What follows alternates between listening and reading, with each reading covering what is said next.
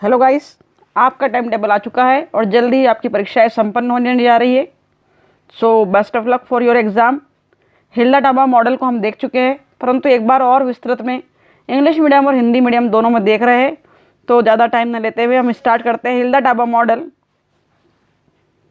Introduction में आप लिखेंगे कि हिल्डा टाबा का जन्म 7 दिसंबर 1902 को हुआ था और उनकी मृत्यु जुलाई 1967 में हुई थी। जॉन टाइलर की सहकर्मी थी और वे भी छात्रों के लिए एक संतुलित एवं उपयोगी पाठ्यचर्या कैसे निर्मित की जाए इसके लिए प्रयासरत थी। वे चाहती थी कि एक बैलेंस्ड और यूजफुल कैरिकुलम कैसे बनाया जाए, कंस्ट्रक्ट किया जाए, इस पर कार्य कर रही थी। पाठ्यचर्या निर्माण को लेकर टाबा का दृष्टिकोण व्यवहारिक उपागम पर आधारित था, सिस्टम अप्रोच पर आधारित था।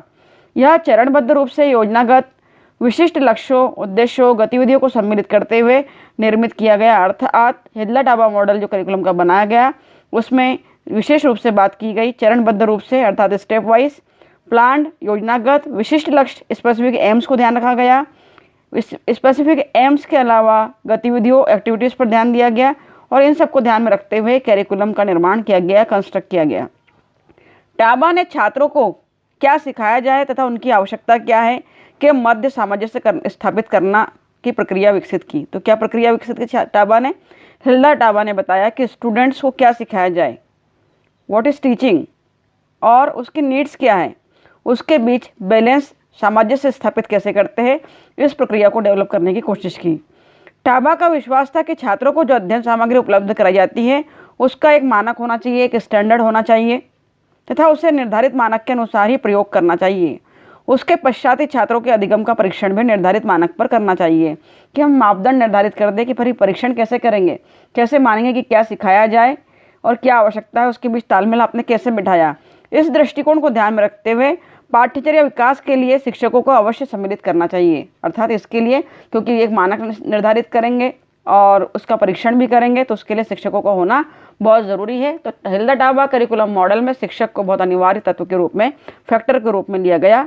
उद्देश्यों को साधारण उद्देश्यों को सम्मिलित करते हुए उनका मानना था कि पाठ्यचर्या के संगठन में साधारण उद्देश्यों को, जनरल एम्स को सम्मिलित करते हुए विशिष्ट लक्ष्यों को प्राप्त किया जाए। विद्यार्थियों देखो, आप जानते हैं लेसन प्लान के अंतर्गत हम पहले सामान्य उद्देश्य की बात करते हैं, फिर विशिष्ट उद्देश्य की बात करते हैं।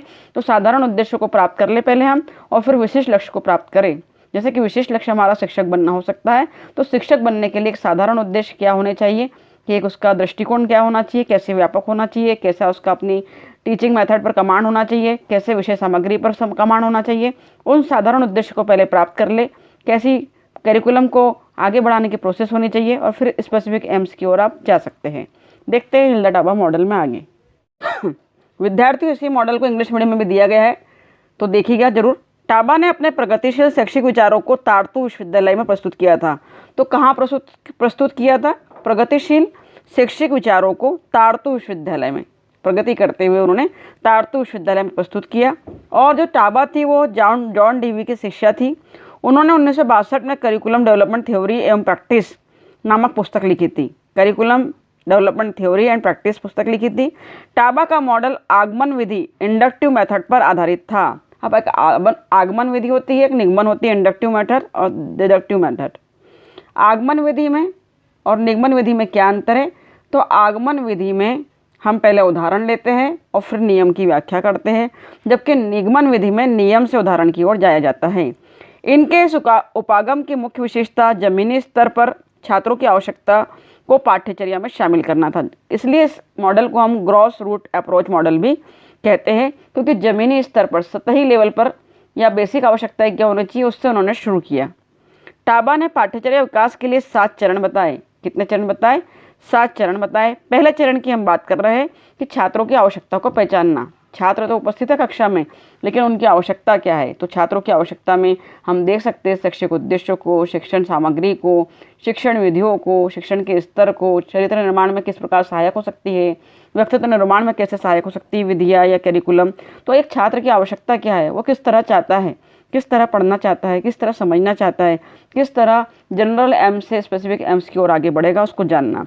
शिक्षक द्वारा उद्देश्यों को परिभाषित करना, अगला जो पॉइंट है टाबा ने कहा वो शिक्षक द्वारा उद्देश्यों को परिभाषित करना। तो किसी भी पाठ्यक्रम के जो उद्देश्य होते हैं वो क्या है? शिक्षा के निर्धारित लक्ष्यों को प्राप्त करना, पहला उद्देश्य हम कह सकते हैं। दूसरा उद्देश्य आवश्यक एवं उपयोगी ज्ञान प्रदान करना पाठ्यचर्या का उद्देश्य हो सकता है। ज्ञान को क्रमबद्ध रूप में, व्यवस्थित रूप में प्रदान करना भी उद्देश्य हो सकता है। पाठ्यचर्या उपलब्धि का आधार हो सकता है और सामाजिक आवश्यकताओं को पूर्ण करना उसका उद्देश्य हो सकता है। संस्कृति एवं सभ्यता को हस्तांतरित करना भी उसका उद्देश्य होता है। पर्यावरण जागरूकता वृद्धि भी उसका उद्देश्य होता है। इस प्रकार टाबा ने कहा, शिक्षक द्वारा पहले उद्देश्यों को परिभाषित कर दिया जाए। देखते हैं इसी में आगे। 7 चरण में तीसरा चरण है अध्ययन सामग्री को छात्रों की रुचि एवं क्रमबद्ध रूप से होनी चाहिए। छात्रों की रुचि एक क्रमबद्ध रूप से आवश्यक अध्ययन सामग्री छात्रों की रुचि में क्रमबद्ध रूप से होनी चाहिए, अर्थात अध्ययन सामग्री जो है वो छात्रों की रुचि के अनुसार क्रमबद्ध रूप में होनी चाहिए। छात्रों को समय समय पर आवश्यक निर्देश देना चाहिए, इंस्ट्रक्शन देना चाहिए कि उनके लिए क्या यूज़फुल है, क्या लाभकारी है, कैसे वो अपने एम्स तक पहुंचने में सक्षम होंगे। 5वां, अध्ययन सामग्री में उद्देश्यों में समानता होना चाहिए। अध्ययन सामग्री और उद्देश्यों में हमारा उद्देश्य तो है शिक्षक बनना, लेकिन पाठ्य सामग्री हमने जो विस्तृत रूप में पढ़ाई जा रही है वो किसी और स्तर की है, किसी साहित्यिक लेवल की है, कुछ और है, तो उसमें समानता अगर नहीं है तो हम उद्देश्य को प्राप्त नहीं कर पाएंगे। छात्रों के अधिगम के लिए विभिन्न शिक्षण विधियों को अपनाना चाहिए। तो अधिगम के लिए टीचिंग एड्स नहीं, शिक्षण गतिविधि की बात कर रहे हैं, एक्टिविटीज़ की बात कर रहे हैं, टीचिंग एक्टिविटीज़ की बात कर रहे हैं, तो इसमें विभिन्न प्रकार की गतिविधियों को शामिल करें ताकि वो एम्स को प्राप्त कर पाए। और 7वां है छात्रों और शिक्षकों को मूल्यांकन प्रक्रिया में सम्मिलित करना। छात्रों को तो करना ही है इवैल्यूएशन मेथड में शामिल, परंतु शिक्षकों को भी करें ताकि वो भली भांति उसका मूल्यांकन कर पाए। वर्तमान समय में अधिकांश विद्यालयों में टाबा बताए गए आदर्शों पर पाठ्यचर्या का निर्माण प्रयोग किया जा रहा है ना। टाबा के कैरिकुलम मॉडल को प्रयोग कर रहे हैं। आज विद्यालय में 3 उद्देश्य समूह पाए जाते हैं। लगभग कौन से 3 उद्देश्य समूह पाए जाते हैं? नंबर 1, ज्ञान, छात्रों को क्या समझने की ज़रूरत है, जो हम ज्ञान देते हैं जो नॉलेज है वो क्या है कि छात्रों को क्या समझने की ज़रूरत है। क्या समझना बहुत ज़रूरी है कि आज के समय में सामाजिक आवश्यकता क्या है। सामाजिक आवश्यकता के अनुरूप ही आप अपने उद्देश्य को आगे बढ़ाने का प्रयास करते हैं। योग्यता, कौशल, छात्रों को कैसे सिखाया जाए, स्किल या किसी भी कौशल में कैसे आगे बढ़ाया जाए, क्योंकि हेड और हार्ट की शिक्षा की बात गांधी जी ने कही थी। वो चाहते थे कि उन्हें एक कौशल में विकसित जरूर किया जाए छात्रों को। और तीसरा, अवधारणा, कॉन्सेप्ट क्या है, छात्रों की ज़रूरत क्या है, उस पर विशेष ध्यान दें। वह छात्रों को समस्या समाधान एवं जांच खोज तकनीक के माध्यम से शिक्षा प्रदान करने की बात कहती थी। वह टाबा क्या कहती थी कि समस्या समाधान, प्रॉब्लम सॉल्विंग मेथड और जांच खोज, इन्वेस्टिगेशन और रिसर्च पर ज़्यादा ध्यान उन्होंने दिया था। इस दृष्टिकोण का मुख्य ध्येय छात्रों की आवश्यकताओं को पाठ्यचर्या में प्रमुख स्थान देना है। तो इस मॉडल का उद्देश्य क्या था कि छात्रों की आवश्यकताओं को प्रमुख स्थान दे, क्योंकि छात्र ही हमारे देश का भविष्य है। एक मॉडल देख रहे हैं आप, सामने आपके है, देखिए आप। पाठ्यचर्या विकास निर्माण के चरण, ये डायग्राम दिया है, इसे बना कर आएंगे। नंबर 1 पर देख रहे हैं छात्रों की आवश्यकताओं को पहचानना, जिस पर हमने बात की है। क्या और कैसे का निर्धारण, छात्रों की प्रगति का लगातार वर्ष भर अवलोकन किया जाता है। मूल्यांकन में विभिन्न बिंदुओं को सम्मिलित किया जाता है। हम अवलोकन की बात कर रहे हैं और मूल्यांकन की बात कर रहे हैं। पहले में आवश्यकता की बात की, जिस पर हम समझ चुके हैं। तीसरा पॉइंट जो हमारा है सामने, दूसरा था उद्देश्यों के स्तुतिकरण, और तीसरा है सामग्री का निर्धारण। सामग्री का निर्धारण उद्देश्य के आधार पर करना चाहिए, अर्थात जो पाठ्य सामग्री है जो दे रहे हैं वो कैसी होनी चाहिए, उद्देश्य के अनुसार। चौथा है सामग्री का संगठन, ऑर्गेनाइजेशन ऑफ मटेरियल। सामग्री का संगठन छात्रों की उपलब्धि स्तर के आधार पर करना चाहिए कि छात्रों का अचीवमेंट लेवल क्या है, उसके आधार पर हमको करना है। 5वां है अधिगम अनुभव का निर्धारण। इसके तहत अनुदेशनात्मक विधियाँ, इंस्ट्रक्शनल मेथड की बात की जा रही है, छात्रों को जागरूक तथा अधिगम विकास के विभिन्न उद्देश्यों को उत्पन्न करती है, जैसे विचार, थॉट, अभिवृत्ति, एप्टीट्यूड, ज्ञान, कौशल आदि। इन सब की भी जानकारी उन्हें देना है। इसके अलावा विद्यार्थियों अधिगम अनुभव संगठन की बात कर रहे हैं। अधिगम अर्थात लर्निंग, अनुभव मतलब एक्सपीरियंसेस। तो आपके जो लर्निंग एक्सपीरियंस है उनको भी आप ऑर्गेनाइज करें और कैरिकुलम डेवलपमेंट मॉडल के लिए यूज़ कर सकते हैं। इसी में देखते हैं आगे। इंग्लिश मीडियम के विद्यार्थी देख सकते हैं Hilda Taba model. A well known approach to curriculum development was proposed by Hilda Taba in her book Curriculum Development Theory and Practice published in 1962। 1962 में हिल्दा टाबा मॉडल को Curriculum Development Theory and Practice book में publish किया गया था। She argued that there was a definite order in creating curriculum। She believed that teachers who teach the curriculum should participate in developing it। देखते हैं आगे। Which led to the model being called the grass root approach model, इसे grass root approach model भी कहते हैं। She noted 7 major steps to her grass root model, देखिए 7 steps थे। In which teachers would have major input, she was, जिसमें teachers को important दिया गया है बहुत ज़्यादा, 7 मेजर स्टेप्स बताई गई थी। She was of the opinion that the Taylor model was more of an administrative model, Tyler model प्रशासनिक मॉडल था। Taba believed that to involve a theory of curriculum development and a method of thinking about it, one needs to ask what demands and requirement of culture and society both for the present and the future। Culture, संस्कृति और समाज को ज़रूर ध्यान दिया गया। Curriculum is a way of preparing young people to participate in our culture. Young people अर्थात विद्यार्थियों का हमारे कल्चर और संस्कृति में क्या योगदान है, समाज में क्या योगदान है, उसको ध्यान में रखते हुए भी डेवलप किया। स्टेजेस देखते हैं। विद्यार्थियों, इंग्लिश मीडियम के विद्यार्थी देख रहे हैं 7 स्टेप्स का मॉडल बनाया गया, इसे ज़रूर बनाकर आना एग्जाम में। देख सकते हैं diagnosis of need, formulation of objectives, selection of content, organisation of content, selection of learning activities, organisation of learning activities, evaluation. इसको ध्यानपूर्वक देखिएगा। इसी क्रम में आप देख रहे हैं diagnosis of need. The teacher who is also the curriculum designer start the process by identify the needs of students for whom the curriculum is planned. For example, the majority of student are unable to think critically. Diagnosis of need अर्थात need को आप diagnosis कर ले कि क्या आप चाहता है बच्चा। Majority of student are unable to think critically, समीक्षात्मक रूप में मेजोरिटी में बच्चा नहीं सोच पाता है। Formulation of objectives, after the teacher has identified needs that require attention he और she specific objectives to be accomplished, अर्थात रिक्वायरमेंट को नीट कर लिया आपने कि क्या बच्चे की है, तो फिर ऑब्जेक्टिव्स पर ध्यान देंगे। अगला पॉइंट है सिलेक्शन ऑफ कंटेंट। ऑब्जेक्टिव को डिसाइड करने के बाद कंटेंट को डिसाइड करेंगे।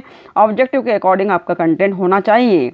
देखते हैं अगला पॉइंट, नोट डाउन कर लीजिए। Organisation of content, a teacher can not just select content but must organise it some types of sequence. केवल ऑर्गेनाइज ही नहीं करना है, उसको ऑर्गेनाइज करने के, केवल सिलेक्ट ही नहीं करना है, ऑर्गेनाइज भी करना है सीक्वेंस में। Taking into consideration the maturity of learners, their academic achievement and their interest. Academic achievement और उसके इंटरेस्ट के अकॉर्डिंग उसको सीक्वेंस में जमा कर उसे पढ़ाना है, समझाना है। Selection of learning experiences, content must be presented to students and students must be engaged with the content। content में engage करना है experience के साथ साथ। at this point the teacher select instructional method that will involve the student with the content। organization of learning activities देख लीजिए, समझ चुके हैं हिंदी में। evaluation and means of evaluation देख लीजिएगा, मूल्यांकन की बात कर रहे हैं। आगे देखते हैं इसी में। Application of TABA model. The TABA model is currently used in most curriculum design for number 1 identify the needs of student, आवश्यकता को जानना। Developing objectives, आवश्यकता को जानने के बाद उद्देश्य देख लीजिए। Selecting instructional method, इंस्ट्रक्शन निर्देशात्मक मेथड क्या है, विधियाँ क्या है देखना है। चौथा ऑर्गेनाइजिंग लर्निंग एक्सपीरियंसेस, अर्थात हमारे अधिगम अनुभव को शामिल करिए। और लास्ट में हम देखते हैं मूल्यांकन, evaluation. Advantages of Taba model, देखिए एडवांटेजेस ऑफ टाबा मॉडल देख रहे हैं। Number 1, it gives teachers a greater role by not making them implements of the curriculum but also developers. It uses the inductive method, हमने बात करी थी आगमन method पर आधारित है। आगमन विधि क्या होती है समझ चुके हैं आप। इंडक्टिव मेथड क्या है? आगमन विधि में हम पहले उदाहरण देते हैं, फिर नियम की ओर जाते हैं। उदाहरण के लिए हम बात कर सकते हैं कि हमने पहले बच्चों को समझाया कि वर्णमाला से ही अक्षर बनते हैं। उदाहरण दिया, फिर नियम दिया, वर्णमाला से अक्षर बनते हैं। अ प्लस आ की मात्रा प्लस म आम, इस तरह वर्णमाला को जोड़कर अक्षर बनाए जाते हैं। या हमने नियम दिया कि वर्णों से मिलकर संधि बनती है। पहले उदाहरण दिया, फिर नियम दिया। Teachers approach is used in the model. It is noted that teachers are aware of the students' need, therefore they are the ones that should develop the curriculum। पाँचवा, it considers curriculum as a plan for learning। Learning के लिए हमको plan करना ही पड़ता है। और अंतिम बिंदु है importance is given to objectives in order. Order में ऑब्जेक्टिव्स को करना है। To establish a sense of purpose for deciding what to include exclude and emphasis in a curriculum. तो ये देखे थे हमने एडवांटेजेस ऑफ टाबा मॉडल। इसके बाद अगले वीडियो में जल्दी ही एग्ज़ाम के दृष्टिकोण से बहुत इंपॉर्टेंट क्वेश्चन हम लेकर आने वाले हैं। देखते रहिएगा, चैनल पर बने रहिए। हम ओपन यूनिवर्सिटी पर बात करने वाले हैं अगले वीडियो में। अगर वीडियो आपके लिए यूज़फुल है तो इसे अपने दोस्तों से शेयर कीजिए। Thank you very much for watching my video.